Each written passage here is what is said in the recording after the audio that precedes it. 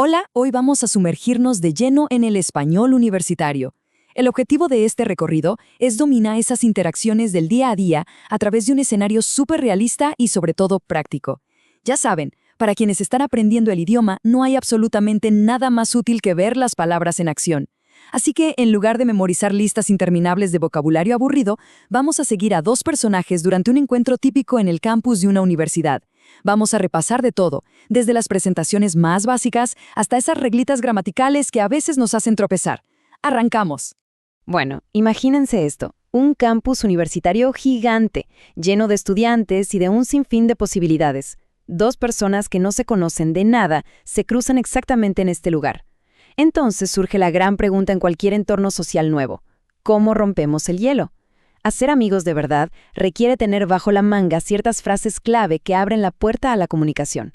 A través de la historia de hoy, vamos a analizar exactamente qué es lo que hay que decir en esos primeros segundos que son literalmente cruciales. Sección 1. El encuentro en la universidad y las presentaciones personales. Y aquí la tenemos, la frase rompehielos por excelencia.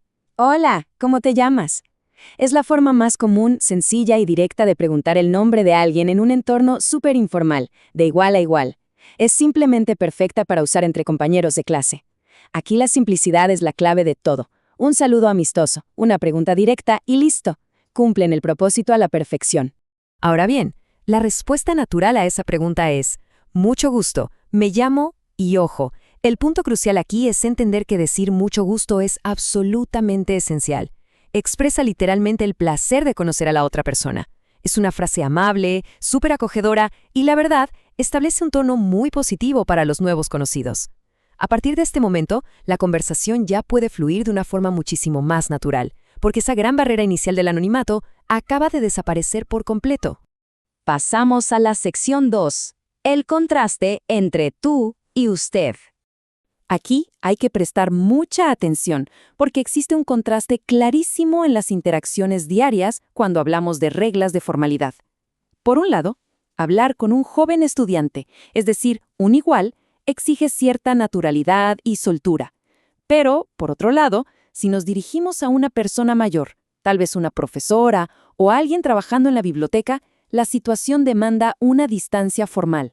El uso del idioma cambia de la noche a la mañana dependiendo de con quién estemos hablando.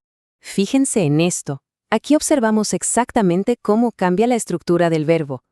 Para dirigirse a una amistad o a un compañero, usamos el pronombre tú, lo que nos da frases como ¿tú eres? Súper fácil, ¿verdad?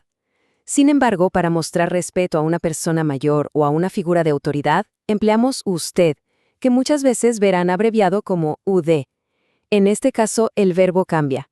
Por ejemplo, diríamos, ¿es usted español?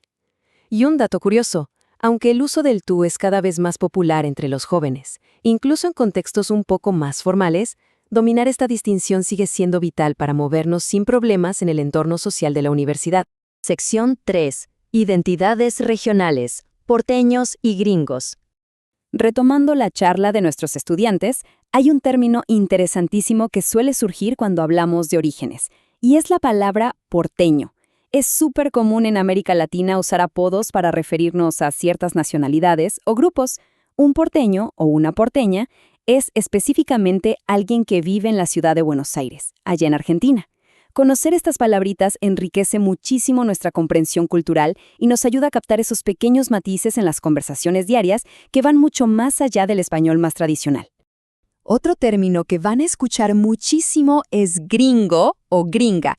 Se utiliza en casi toda América Latina para describir a alguien que viene de los Estados Unidos. Ahora, es importante aclarar algo. Aunque no es precisamente un cumplido formal en todos los contextos, la verdad es que tampoco es necesariamente ofensivo. En la gran mayoría de los casos, funciona simplemente como un identificador cotidiano y muy informal. Siempre es bueno tenerlo en cuenta.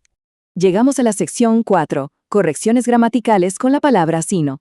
Como en cualquier conversación real, siempre ocurren pequeños malentendidos. Digamos que un estudiante asume erróneamente el origen del otro. Bueno, la forma perfecta de corregirlo es diciendo algo como, no soy de México, sino de Argentina.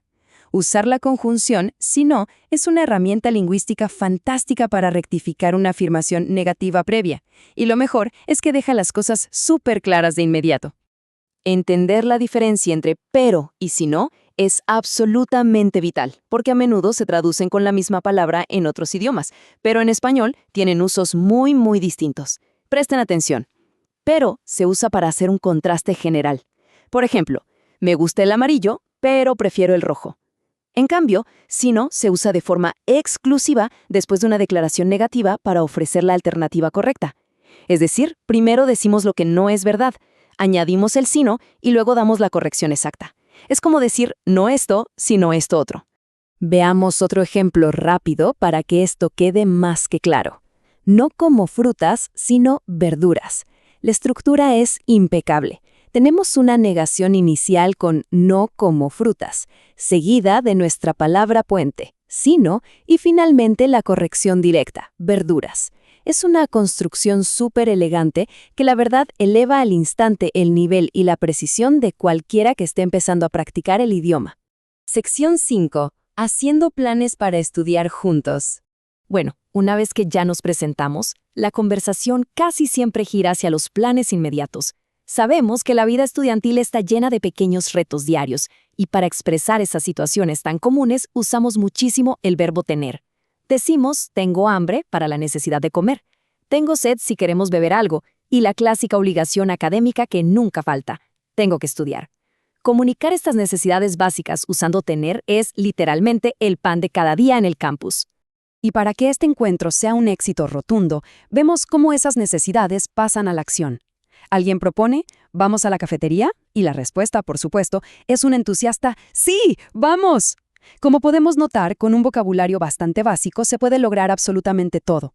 Hacer presentaciones, corregir malentendidos amablemente, compartir información y, lo más importante, organizar el tiempo para comer y estudiar juntos. Misión cumplida. Después de repasar juntos todo este escenario, nos queda una gran pregunta para la reflexión. ¿Cómo vamos a aplicar estas distinciones entre el tú y el usted, o esa corrección tan precisa con el sino en la próxima interacción real que tengamos en español? Porque al final del día, dominar estos pequeños pero poderosos detalles es lo que nos transforma de principiantes a personas que se comunican de forma segura y súper efectiva. La teoría ya la tenemos, ahora toca ponerla en práctica.